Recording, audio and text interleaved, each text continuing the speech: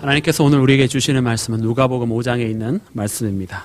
누가복음 5장 1절부터 11절 받들어 봉독합니다. 무리가 몰려와서 하나님의 말씀을 들을새 예수는 게네사렛 호숫가에 서서 호숫가에 배 두 척이 있는 것을 보시니 어부들은 배에서 나와서 그물을 씻는지라. 예수께서 한 배에 오르시니 그 배는 시몬의 배라. 육지에서 조금 떼기를 청하시고 앉으사 배에서 무리를 가르치시더니 말씀을 마치시고 시몬에게 이르시되 깊은 데로 가서 그물을 내려 고기를 잡으라. 시몬이 대답하여 이르되 선생님, 우리들이 밤이 새도록 수고하였을 때 잡은 것이 없지만은 말씀에 의지하여 내가 그물을 내리리이다 하고 그렇게 하니 고기 잡은 것이 심히 많아 그물이 찢어지는지라. 이에 다른 배에 있는 동무에게 손짓하여 와서 도와달라 하니 그들이 와서 두 배의 채움에 잠기게 되었더라. 시몬 베드로가 이를 보고 예수의 무릎 아래에 엎드려 이르되 주여 나를 떠나소서 나는 죄인이로소이다 하니 이는 자기 및 자기와 함께 있는 모든 사람이 고기 잡힌 것으로 말미암아 놀라고 세베대의 아들로서 시몬의 동업자인 야고보와 요한도 놀랐습니다. 예수께서 시몬에게 이르시되 무서워 말라 이제 후로는 네가 사람을 취하리라 하시니 그들이 배들을 육지에 대고 모든 것을 버려두고 예수를 따르니라. 아멘. 자리에 앉겠습니다. 할렐루야. 오늘도 우리 주님의 은혜가 여러분과 함께 하시기를 축원합니다. 함께 하시기를 축원합니다. 네, 주님의 은혜 속에 여러분들 거하시고 올해만큼은 여러분 못 받았던 은혜 다 받으시기를 다시 한번 주님의 이름으로 축원합니다. 오늘 우리는 예수님께서 첫 번째 제자들을 부르시는 모습을 우리가 봅니다. 베드로, 안드레, 야고보, 요한 이렇게 베드로, 안드레, 야고보, 요한 예수님께서 이렇게 부르셨습니다. 우리가 이 말씀은 네 개의 복음서에, 세 개의 복음서에 우리가 다 찾을 수 있는 말씀인데 오늘 특별히 그 복음서, 여러 복음서 중에서 우리 누가복음에 있는 말씀을 접하게 됩니다. 그 어떤 복음서보다도 자세하게 예수님께서 제자들을 어떻게 부르셨는지 우리에게 전해주고 있는 복음서이기 때문이기도 하고요.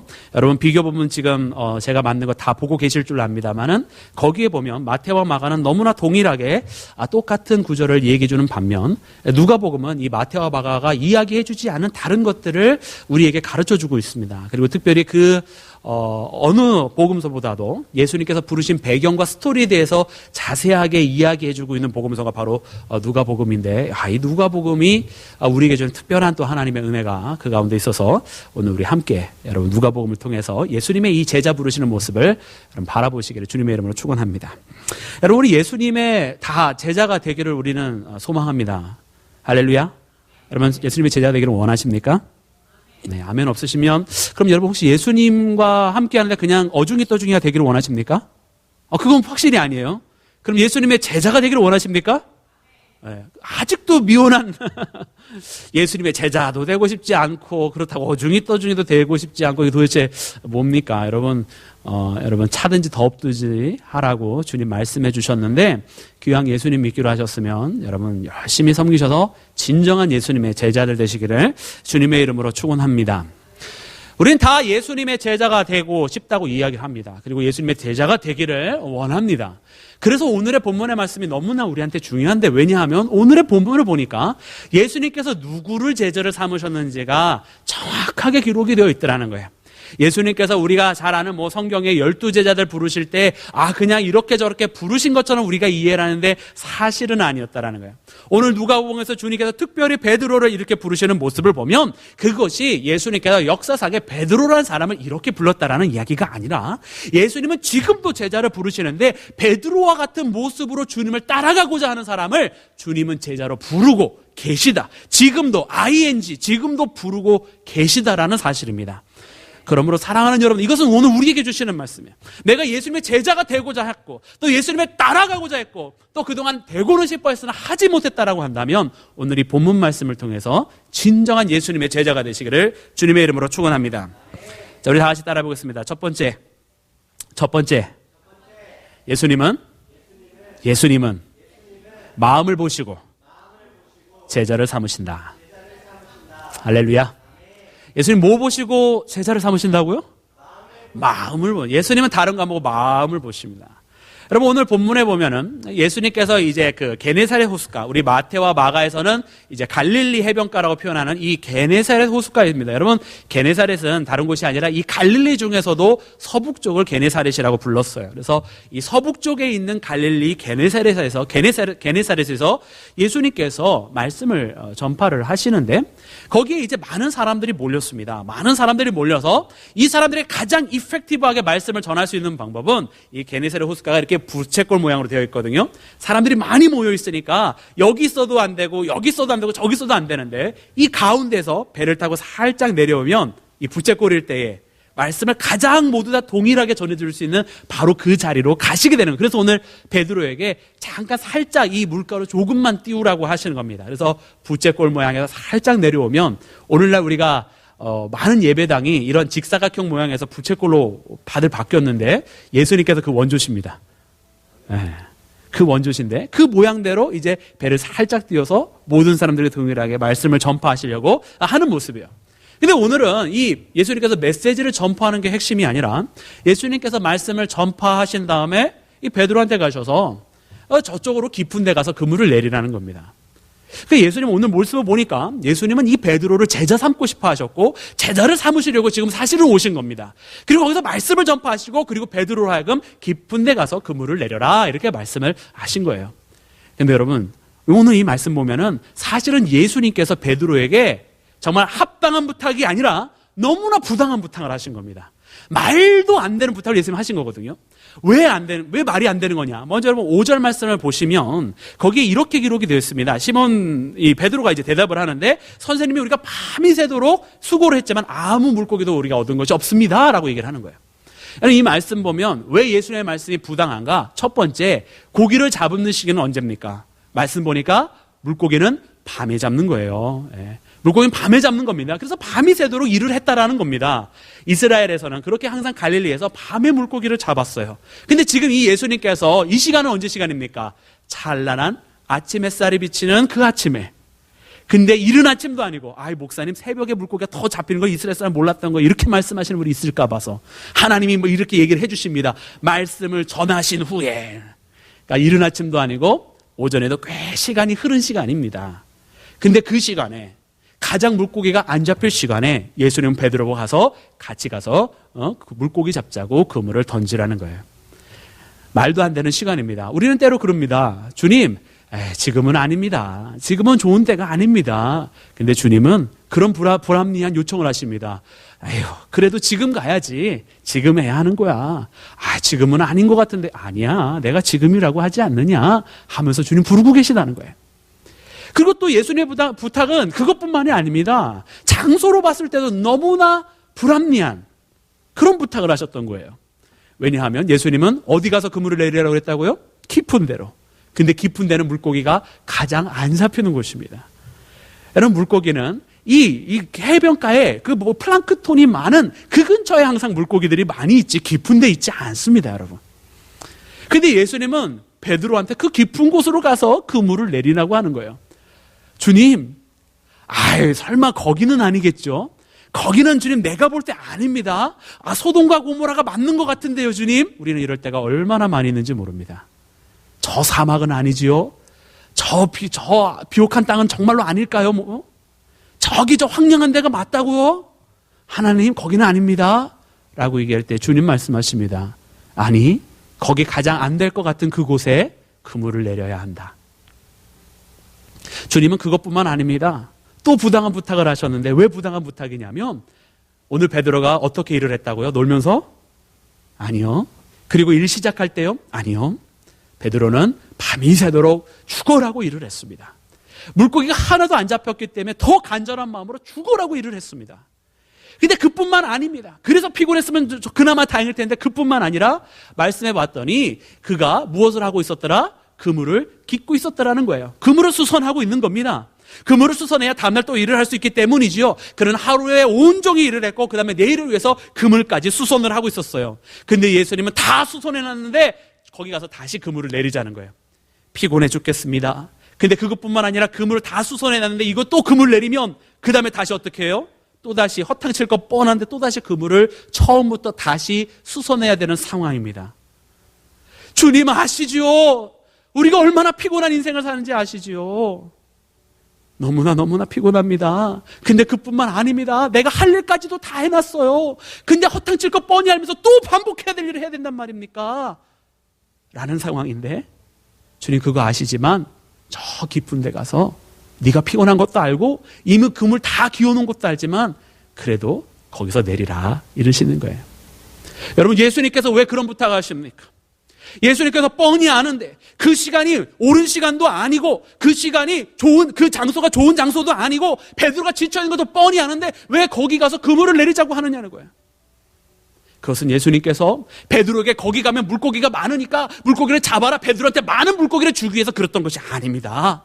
예수님께서 그 일을 요청하신 이유는 이제 그 베드로로 하여금 자신의 제자로 삼기 위해서 그와 같은 요청을 하셨고 예수님의 제자가 되기 위해서는 이러한 부당한 요청에 순종할 수 있는 믿음이 필요했기 때문에 부당한 걸 뻔히 알면서도 자기의 마음을 드릴 수 있는 사람이 되어야 했기 때문에 예수님은 그 요청을 베드로에게 하고 있더라는 겁니다.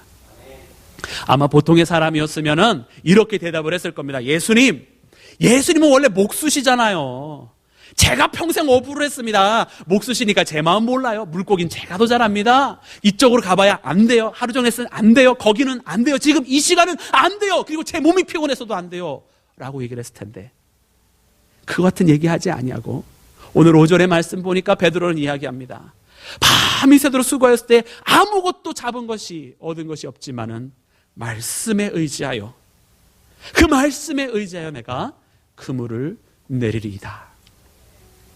베드로는 자기의 경험보다 자기의 지식보다 주님의 말씀을 의지해서 움직였다라는 사실, 그리고 그 자기의 마음, 자기의 지식과 경험보다도 자기의 마음을 주님 앞에 들을 수 있는 사람이 되었다라는 것을 우리가 발견해야 될 줄로 믿습니다. 여러분 이런 사람이 바로 주님의 제자가 됩니다. 예수님은 그 마음이 준비된 자를 자신의 제자로 삼으셨다는 사실을 여러분 발견하시기를 바랍니다. 그럼 얼마나 우리는 많이 우리의 경험을 더 많이 의지합니까? 그거는 안 돼. 그거는 될 일이 아니야. 그때는 아니야. 지금은 아니야. 거기는 아니야. 내 몸이 피곤해서도 아니야. 라고 말하는 때가 얼마나 많이 있느냐는 말입니다. 근데 여러분 그때 주님이 이렇게 불합리한 요청을 하시더라는 거예요. 왜냐? 예수님은 우리를 제자로 삼기를 원하셨기 때문입니다. 이렇게 주님 앞에 마음을 드린 자에게 주님은 놀라운 은혜를 보여주십니다. 가장 될성 쉽지 않은 그 시간에 가장 될 일도 아닌 그 장소에서 그물이 찢어지도록 주님은 물고기를 많이 잡히게 만들어 놓으셨습니다. 사랑하는 여러분, 이것이 바로 우리가 제자의 길을 가는 자의 삶인 줄로 믿습니다. 베드로가 이해해서가 아닙니다. 오늘 베드로의 이 5절의 말씀 봐도 내가 아무것도 된 것이 아니지만은 자기도 이해가 안 되는 거고 자기 이 상황도 그 주님의 명령이 될 일도 아닌 걸 뻔히 알면서도 이해가 안 됐지만서도 말씀에 의지하여 그물을 내리리라 한 거는 아무것도 이해가 안 됐지만 그래도 해보겠다라는 거예요. 그 삶을 걸어갔더니 그렇게 마음을 예수님 앞에 드렸더니 주님께서 그를 통해서 역사하시고 그에게 제자의 길을 걸어갈 수 있도록 만들어 주셨는 줄로 믿습니다. 여러분 제자가 되면 이와 같은 기적을 누리게 되는 줄로 믿습니다. 그 시간, 그 장소, 그 힘과 모든 것들이 다 탕진한 그 시간에도 이루어지는 것을 바라보게 하신 것은 분명히 하나님께서 그에게 베풀어 주신 기적인 줄로 믿습니다. 우리가 이 말씀을 보면은 이것이 기적이라고 그래요. 아무것도 없는데 갑자기 예수님 말씀에 따라서 그물을 내렸더니 거기서 많은 물고기들이 잡혔더라. 기적입니다. 할렐루야. 근데 더 큰 기적은 뭔지 아십니까? 아니 그렇게 물고기들이 그물에 찢어들어 많이 있는데 밤새도록 쳤는데 한 마리도 안 잡혔어요. 그건 기적 아니에요? 그게 더 이상하죠. 이렇게 물고기들이 많은데 그동안 왜 안 잡혔냔 말이에요. 그것도 하나님이 하셨던 거라는 거죠. 여러분 우리의 인생 가운데 안 잡힌다고 여러분 하나님께서 지금 우리의 인생을 움직이고 계시다는 걸 알아야 됩니다. 그 시간이 내가 허탕한 생활이고 그 시간이 내가 방황한 생활이 아니고 그 시간도 지금 하나님께서 나를 움직이셔서 나로 하여금 내 마음을 하나님 앞에 드릴 때까지 내 마음을 예수 앞에 드릴 때까지 주님이 기다리셔서 그 순간이 될 때에 놀라운 역사를 보여주시는 걸 여러분 발견하시기를 바랍니다. 근데 이 큰 역사보다도 더 큰 기적은 뭐냐? 평생 물고기만 바라보고 물고기만 잡으려고 했던 사람들이 이 일을 경험한 후에 사람을 잡겠노라고 주님을 따라갔다라는 사실. 물고기 잡는 사람이 사람을 잡는 사람이 되겠다고 큰 희망과 꿈을 가지고 움직이기 시작했다는 것만큼 큰 기적도 없는 줄로 믿습니다. 여러분, 우리가 예수님의 제자로 부름 받았어요. 할렐루야. 예수님의 제자가 되려고 할 때 우리에게 이제 주님은 우리의 비전을 바꿔주시고 우리가 예전에 생각하지 못했던 방법으로 큰 사람이 되게 만드십니다. 세상의 눈에 큰 사람이 하나님께서 보실 때 생명을 구원하는 큰 사람으로 우리를 만들어 주실 줄로 믿습니다. 이를 위해서 우리의 마음을 드려야 될 줄로 믿습니다. 우리의 마음을 주님 앞에 드려야 될 줄로 믿습니다. 우리가 우리 생각으로 자꾸 될 수 싶지 않은 것, 되지 않을 시간, 되지 않을 때, 되지 않을 장소, 나의 힘과 노력, 이것이 아니라 주님 앞에 마음을 드리는 여러분들 되시기를 주님의 이름으로 축원합니다. 우리 두 번째 따라해 보겠습니다. 예수님은 자기를 볼 수 있는 자를 제자 삼으신다. 할렐루야. 여러분, 뭘 볼 수 있는 사람을 제자 삼으신다고요? 자기를 볼 수 있는 사람을 제자 삼으신다. 여러분, 오늘 본문에 보면은 참으로 이상한 베드로의 반응이 나옵니다. 예수님께서 이렇게 많은 물고기를 잡게 해주셨으니까 여러분 같으면 어떻겠어요? 밤새도록 아무것도 못 잡았어요. 근데 예수님 말씀에 따라서 되지 않을 그 시간에, 되지 않을 그 장소에 그물을 내렸는데 그물이 찢어지도록 잡혔단 말이에요. 여러분, 어떻게 하시겠느냐고요? 잘 감이 안 오세요? 사랑하는 집사님 지금 열심히 잘 하고 계시고 잘 되고 계신 줄로 믿습니다만은 갑자기 어느 날 모든 게 다 안 돼요. 모든 판매가 다 막혔어요. 모든 사업이 다 안 되고 있어요. 꽉 막혔어요. 근데 어느 날 예수님께서 가장 안 될 장소에, 가장 안 될 곳에 가서 거기서 하라고 그래가지고 그냥 하나님, 저 중국분은 절대로 안 됩니다. 그랬는데 그냥 운전하고 가고 있어. 나도 어딘지 모르는 사이에. 그냥 기도하다가 마음이 뜨거워져서 거기 가서 했는데 웬걸 거기서 갑자기 대박이 터졌네. 그러면 어떡하겠어요? 할렐루야, 하나님 감사합니다 이러면서 그러지 않겠어요? 너무나 먼 얘기인가 봐, 여러분들한테는 이게. 그럴 거예요. 너무나 감사해서. 근데 오늘 베드로는 그러지 않았어요. 아니, 물고기가 하나도 못 잡다가 그렇게 많은 물고기가 잡히면 너무나 좋아해야 될 겁니다. 너무나 기뻐해야 되는 게 자연스러운 스토리인데 베드로 그게 아니라 너무나 이상하게도 8절 말씀에 보니까 그가 갑자기 나를 떠나서 그러네. 제발 떠나가 주세요 그랬단 말이에요. 이게 이해가 안 되지 않습니까, 여러분? 왜 갑자기 베드로가 그러냔 말이에요. 이렇게 좋은 일이 벌어졌는데, 아니, 예수님의 두 손을 꽉 잡고 감사합니다. 제발 떠나지 마시고 오늘도 계시고 내일도 계시고 모레도 계시고 평생 내 옆에 계셔서 계속 나보고 어디로 금을 내리라고 명령해 주세요. 여러분, 그게 정상입니다. 근데 그러지 않았더라는 거예요. 여러분, 여기에는 중요한, 우리가 오늘 본문에서 반드시 봐야 될 신앙의 포인트가 이 자리에 잡고 있습니다. 그것은 뭐냐? 그럼 베드로의 모습을 보세요. 이 일이 벌어지자마자 베드로가 어떻게 했죠? 예수님의 무릎 아래 엎드렸습니다. 무릎 아래 엎드렸어요. 왜 무릎 아래 엎드리냐고요? 아니, 이렇게 좋은 일이 있는데 그 두 손을 잡고 감사하도록 그러지 왜 그 무릎 앞에 엎드리냐고요? 사실 이가 우리가 누가복음 5장에 있는 말씀입니다만은 누가복음 4장에 베드로의 장모의 열병을 고쳐주시는 그 사건이 나옵니다. 이때도 무릎을 엎드리지 않았어요. 무릎을 꿇지 않았어요. 근데 오늘 본문에서 이 일이 벌어졌다는 말이에요. 여기에는 커다란 베드로만의 변화가 나타납니다. 그 변화는 무엇이냐? 베드로가 예수님을 다른 존재로 보기 시작했어요. 무슨 존재로 봤냐면 우리가 5절 말씀에 예수님 앞에 부를 때 그가 뭐라고 예수님을 부릅니까? 베드로가 이러는데 선생님, 예수님을 선생님으로 봤어요. 근데 우리가 8절 말씀에 이 사건이 벌어진 후에 베드로는 예수님을 다르게 봅니다. 예수님을 주님이라 봤어요.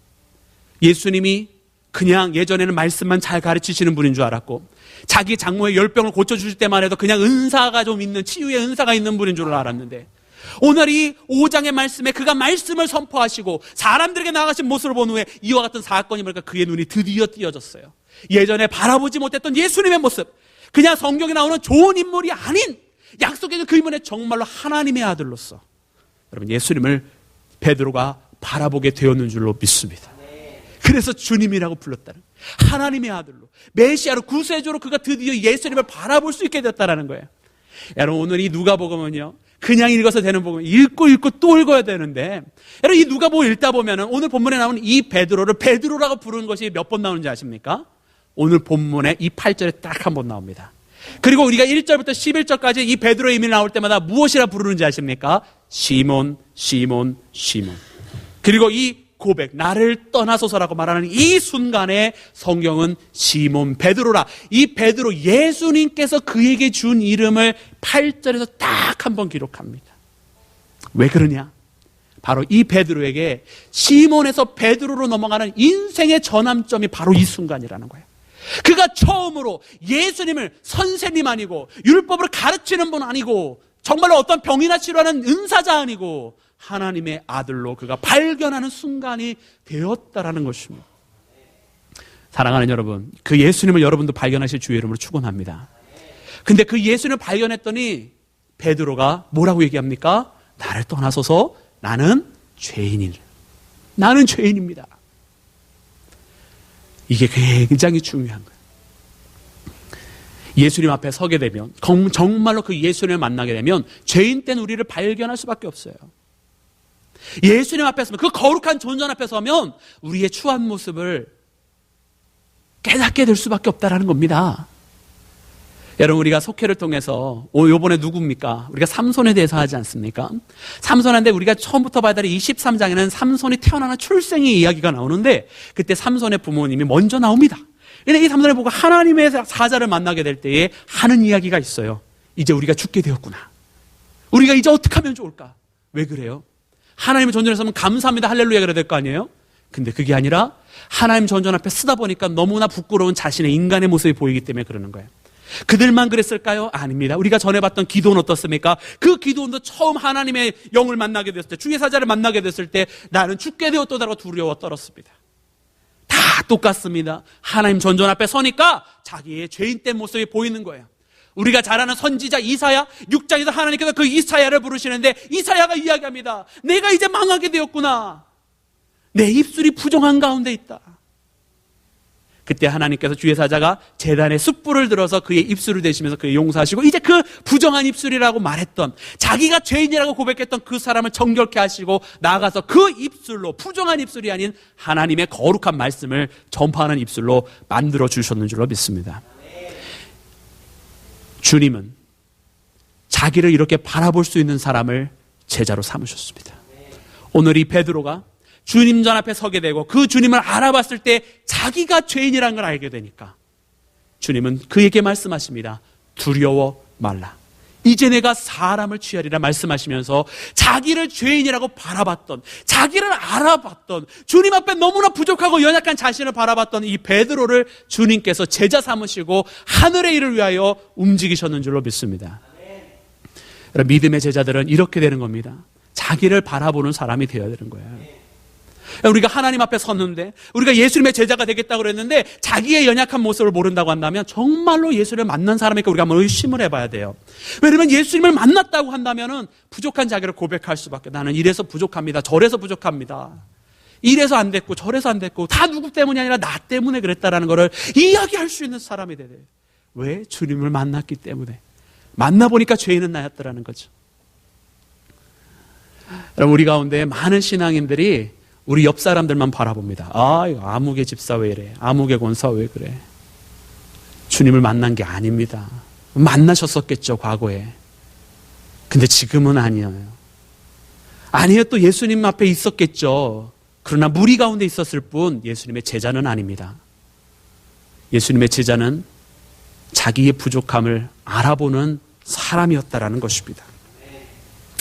그래서 오늘은 우리에게 말씀해 주십니다. 예수님의 제자로 살기 원하는 우리가 이 베드로처럼 우리 자신을 바라볼 수 있는 사람인가? 부족한 자신을 이야기할 수 있는 사람인가?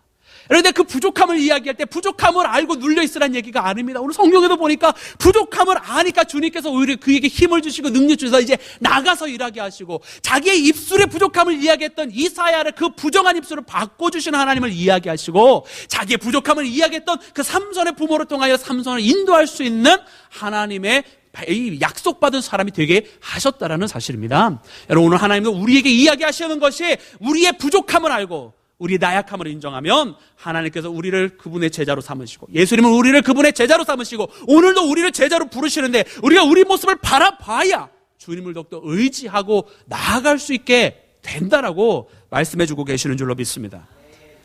그렇게 될 때 우리가 더욱더 겸손하게 주님의 말씀을 선포하게 되는 것입니다. 그렇게 될 때 우리가 남을 비판하지 않고 나 자신과 함께하는 주님을 이야기할 수 있는 줄로 믿습니다. 그렇게 할 때 우리가 더욱더 겸손한 모습으로 주님 앞에 나아가는 주의 제자가 될 줄로 믿습니다. 여러분, 자고로 자기 자신을 바라볼 수 있는 주의 제자, 예수님은 그런 자들을 제자 삼으시는데 자기 자신을 바라봄으로 예수님의 제자가 되시기를 주님의 이름으로 축원합니다. 여러분 또 다시 한번 따라해 볼까요? 예수님을 선택한 사람을 제자 삼으신다. 할렐루야. 예수님 누구를 제자 삼으셨습니까? 예수님을 선택한 사람. 제일 처음은 무엇을 했습니까? 예수님은 무엇을 보시고 제자를 삼으셨습니까? 마음을 보시고 제자 삼으셨습니다. 자, 두 번째는 예수님은 어떤 것을 볼 수 있는 사람을 제자 삼으셨습니까? 자신을 볼 수 있는 사람을 제자 삼으셨습니다. 그리고 세 번째는 바로 예수님을 선택한 사람을 제자 삼으시는데, 여러분 오늘 우리가 유행어처럼 하는 말이 있습니다. 여러분 그게 뭔지 아십니까? 이제 다 내려놨어요. 이거 유행어입니다. 다 내려놨다는 게 유행어예요. 거의 뭐 진심이겠지만, 근데 여러분 우리 신앙생활에서 내려놓음이란 50%입니다. 절반이에요. 내려놓는 게 굉장히 중요합니다. 근데 그게 전부가 아니라는 얘기예요. 자, 오늘 본문 말씀에도 보면 제자된 이 제자들이 내려놓습니다. 우리가 오늘 본문 말씀 마지막 11절 말씀에도 이제 베드로와 안드레와 야고보와 요한이 예수님을 따르는데 모든 것을 버려두고 예수님을 따릅니다. 우리가 이 공간복음이 마태복음과 마가복음에 봐도 그들이 아버지와 그물을 버려두고 예수님을 쫓았다고 그랬어요. 여러분 아버지라는 것은 무엇입니까? 이 땅 인류 역사상 모든 관계 속에 제일 중요한 관계예요. 아버님은 말씀을 가르쳐 주시는 분이시고 아버님은 피의 혈통의 근원이 되는 분이라고 성경에도 이야기를 합니다. 여러분 성경도 굉장히 우리 심정과 굉장히 비슷한 사람들인데, 이스라엘 사람들이 성경에 족보가 얼마나 많이 나옵니까? 굉장히 중요하죠. 이스라엘 사람은 혈통을 이렇게 중요했던 사람. 물론 이 족보를 통해서 우리가 하나님께로 나아간다는 하나님의 우리가 백성이라는 뜻이긴 한데, 그만큼 혈통을 중요하게 생각했던 사람이 이스라엘입니다. 근데 이 혈통을 중요하는 이스라엘 사람들이 아버지를 버려두고 예수님 쫓았다는 거예요. 굉장히 중요한 건 제일 중요한 거를 버렸다는 얘기입니다. 그리고 어부들인데 그물을 버려두고 쫓았다는 거예요. 자기 생업을 내려놓고 쫓았다. 바야흐로 오늘 누가복음에 있는 말씀처럼 모든 것을 버려두고 예수님을 따랐다는 말씀과 같은 말씀입니다. 근데 여러분 이것만 알면 50%를 한 거예요. 버려두고 가는 겁니다. 물론 맞습니다. 세상의 것을 내려두고 예수님을 쫓아가는 것이고, 속세에 속했던 것을 내려놓고 경건한 것을 거룩하게 쫓아가는 것이 신앙생활입니다. 근데 이것을 하기 위해서는 내려놓음이 전부가 아니라 내려놓음으로 취한 것이 있어야 된다는 것을 여러분 발견해야 돼요. 여러분 예수님의 제자들이 자기의 생업과 아버지를 내려놓고 취한 것이 없었으면 예수님을 따라가는 것이 아닙니다. 그들은 바로 예수님을 선택한 것입니다. 이 땅의 인간의 관계보다 하늘의 관계를 선택한 것이고, 이 땅의 생업보다 하늘의 일을 그들이 선택했는 줄로 믿습니다.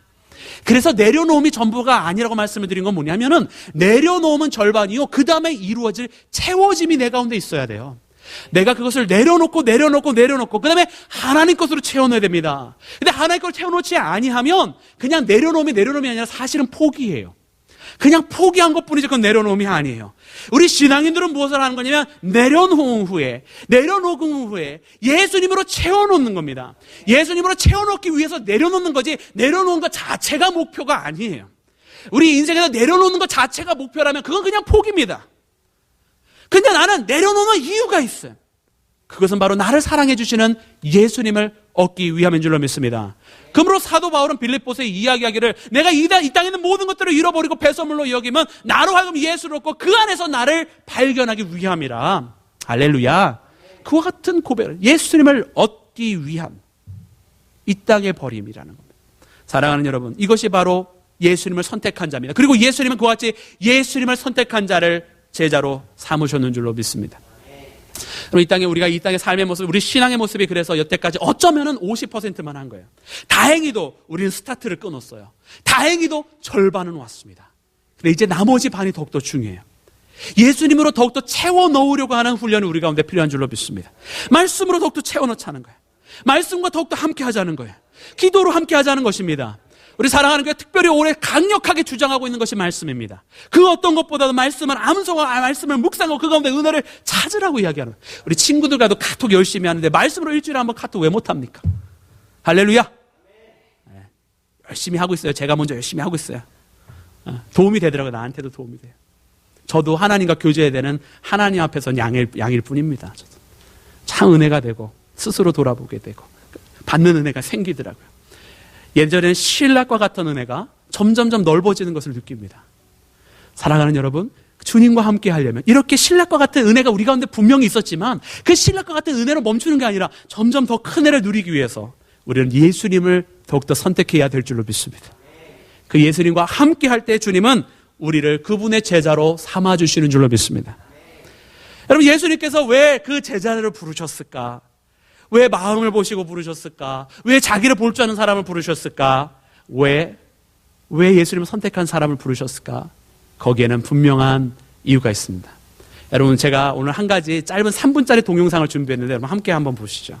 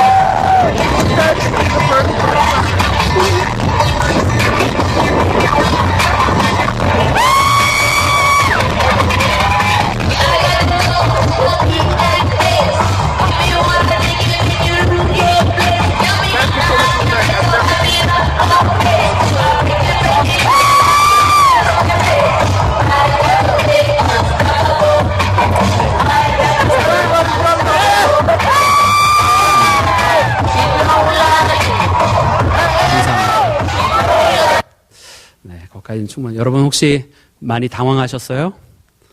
전혀 예상하지 않은 동영상? 뭔가 감명 깊은 동영상일 줄 알았는데 갑자기 무슨 사람이 춤 막 추고 있는? 여러분 이 동영상을 보시면 혹시 느껴지신 거 있으십니까?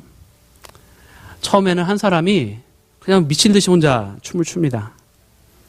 아마 다른 사람들 그냥 저 미친 애 왜 저래? 아마 이런 마음 가졌을지 모르겠어요.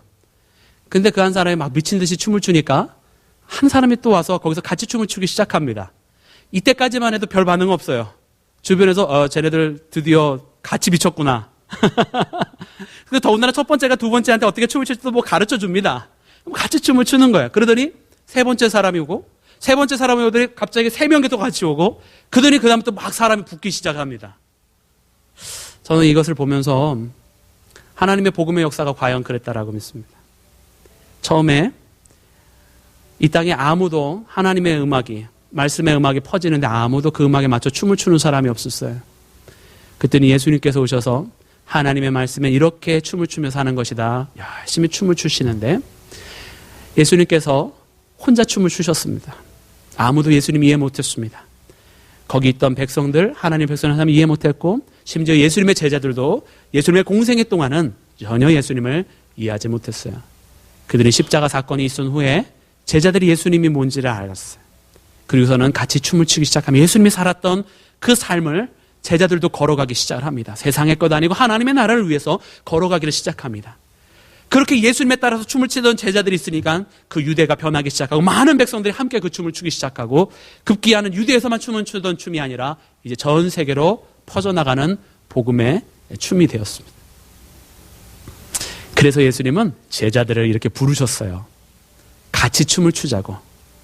예수님 앞에 마음을 들였던 자들을, 자기를 바라볼 수 있던 자들을, 그리고 예수님을 선택한 자들에게 예수님은 같이 춤을 추자고 초청을 하셨습니다. 오늘도 예수님은 우리와 함께 같이 주님의 춤을 추자고 말씀하십니다. 예수님 외롭게 춤을 추고 있습니다. 때로는 우리는 거기 앉아있는 사람처럼 예수님 근처에는 분명히 있었지만 예수님 혼자 춤추세요. 거기가 누가 하나 열심히 예수님과 함께 추는 춤을 사는데 그래 너나 같이 춤춰라 나는 모르겠다 그랬는지 모르겠어요. 근데 여러분 변화가 언제 일어나느냐? 그렇게 혼자 춤을 출 때 변화 일어나지 않더라고요. 둘이 춤을 출 때 변화 일어나지 않더라고요. 거기서 셋이 되고 넷이 되고 다섯이 되면서부터 그때부터 변화는 일어나더라고요. 사랑하는 여러분, 우리 신앙을 돌아보기 원합니다. 혹시 예수님이 혼자 외롭게 춤을 추고 있는지 아는지 저는 이 시간 회개하려고 합니다. 사랑하는 여러분 함께 같이 그 마음을 가져주시기 바랍니다. 예수님이 제자를 부르셨습니다. 그리고 여러분 주변 한번 돌아보시기 바랍니다. 혹시 저 사람은 예수님의 복음에 따라서 춤을 추고 있는데 너무 외롭게 춤을 추고 있는 건 아닌가? 우리 속해서 저 사람 혼자 너무 외롭게 춤을 추고 있는 거 아닌가? 우리 여성교회는 남성교회에서 너무 외롭게 춤을 추고 있는 사람이 있는 건 아닌가? 바라보시고 이제는 같이 춤을 출 수 있는 사람, 하나님의 복음에 따라서 같이 춤을 추는 믿음의 제자들이 되시기를 주님의 이름으로 축원합니다. 기도하겠습니다.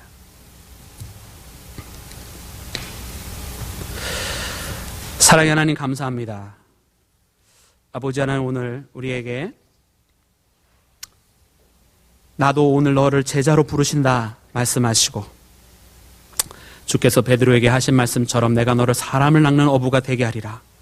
이제 세상의 것이 아닌 더욱더 귀한 하늘의 영원한 것을 쫓아 살아가는 제 믿음의 제자가 되게 하리라 명하여 주심을 주님 감사합니다.